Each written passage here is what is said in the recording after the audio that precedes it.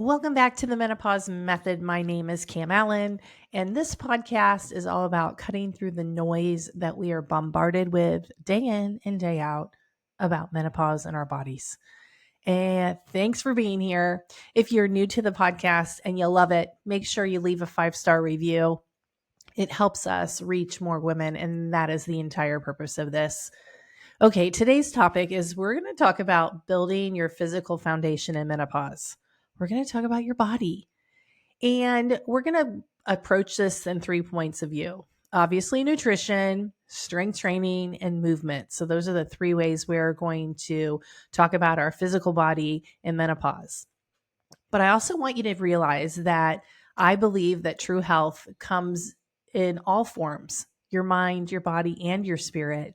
And so today we're just taking a small glance at just one little piece of what I feel like holistic health stands for.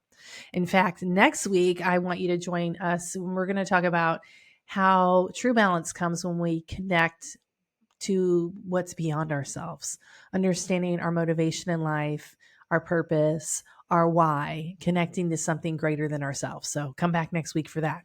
But let's get on to this show today. We're going to talk about nourishing your physical body in menopause. So we're going to start with nourishment. We're going to talk about food. And I'm pretty sure that all of us, including myself, have gone to some kind of extreme diet before. Whether it was after my son was born, I did the Atkins diet and I survived on salami and coffee and the weight came off. But really, where's the nourishment in that? What we want to talk about today is not restrictive dieting. We're talking about personal nourishment of our body, which holds our soul, which is way more than eating salami and drinking coffee to fit in a certain size bikini. Like, come on. So, one of the number one mistakes I see with women is they're not eating enough calories. And I know that's shocking because we think we're overeating. Because in menopause, our body composition changes on a whim, right? You look in the mirror and you're like, where did my muscles go? And where did this extra roll come from, right? Can you agree with that? Really, what happens is we're not eating enough calories. Maybe you have a history of chronic dieting. I cannot tell you how many women think that 1,200 calories is enough for their body to function. And I'm here to tell you, no, it's not. It's not. If you were to take your ideal body weight and times it by 10, this is a rough estimate. Let me hear that, say that again, a rough estimate of how many calories your body needs to function, not to thrive, but just to function, like the bare minimum. So 1,200 calories is like really for a 5-year-old. And I really don't know where that came from other than we are 100% victims of diet culture. So when we're thinking about nourishing ourselves in menopause, I truly want you to eat as many calories as you can and keep your body composition. The goal is to eat as much as you can, not as little as you can.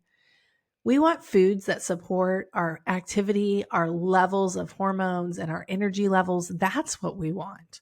So, if you're interested, why don't you keep a food log for a few days?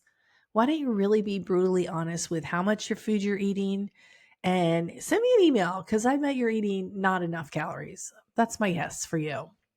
And I know that you think that it's not true, that you think that you're supposed to eat like a bird and exercise like a crazy lady. But I'm telling you that true health comes in the form of nourishment. Eating diverse, colorful, whole foods will make you feel alive and vibrant. And I'm pretty sure that's your goal in menopause. I know that's mine. Okay, that's enough about nourishing your body with food.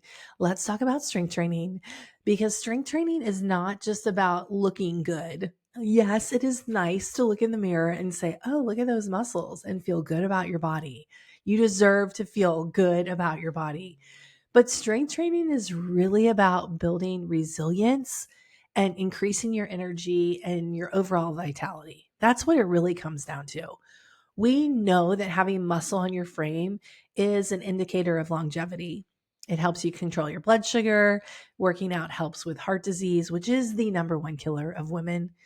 Strong muscles, healthy bones, all that stuff. I want to talk about bones for a second. When we look in the mirror, we can tell that our body composition's changing as far as muscles go. But when it comes to bones, like you're not really sure what's happening. Now, we know that we lose 1 to 2% of our bone density a year after menopause. That is shocking to me, and strength training is the best way to counteract that bone density problem. To keep your muscles and keep your bones strong, strength training is the way. I want you to think about it as like feeling strong and capable. When you lift weights, that's what you're doing. You're building into your longevity. You are literally depositing into your health savings account. And also, the more muscle you have, we'll go back to point number one, the more food you can eat. That is amazing. Muscle makes your body work optimally. And I think that's what you want. I know that's what I want for my people and myself, is to have optimal health and optimal energy. I want to be strong. And if I were to fall, I want to bounce right back. That's my goal. Strength training is the key that unlocks all of that. Okay. So strength training is like a foundational part of what I believe in as far as fitness goes. But there's another part that's also important, and it has to do with movement. And let me be clear that movement and exercise are not the same thing. I saw that in social media the other day and I was like, that's wrong. So exercise accounts for about 5% of your daily calorie energy burn. Okay. So exercise would mean changing your shoes, being intentional, going for a run, going for lifting weights, doing a cardio workout. It is intentional. Your heart rate gets elevated. Maybe you get sweaty. It is different than movement. Movement falls into a bucket called non-exercise activity, and it accounts for 15% of your daily calorie burn. Did you hear that? 15%. That is taking a walk with your husband after dinner, or walking your dog around the block, or going up and down the stairs at work, or parking further away. Daily movement like walking and stretching is an essential part of midlife health. And again, it's 15% of your daily calorie burn. Now, let's go back to the strength training. Oh, I'm a former CrossFitter, and there were days when I was still trying to do CrossFit, even though I was in menopause and it was not working. And what happens to me, I would be on the couch for days, so sore, I couldn't even really move, and I felt like horrible. When you do that to yourself, you are not tapping into the non exercise activity. You are not tapping into that 15% of your daily calorie burn. You're leaving it on the table, or in this case, on the couch. So it is essential that you are moving your body. Movement is not about grueling workouts. It is a great way to boost your mood and maintain your mobility. It's also good for your bones. It's a very gentle, low impact way to keep your bones strong. In fact, walking just 30 minutes a day can reduce your risk of developing diabetes by 30%. That's amazing. It can lower your blood pressure and reduce symptoms of depression and mental health and mood things. Like today in Kentucky, we have sunshine, and I am willing to bet that your mood changes on days that it's sunny. On days that it's sunny, get that body out there and take a nice walk, not to check it off your to-do list, but actually to take the burden away from your body and move your body, because you have a beautiful body to move. The mindset is a little bit different there.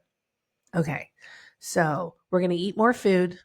We're going to lift weights because we want to be strong and resilient and look good in our clothes.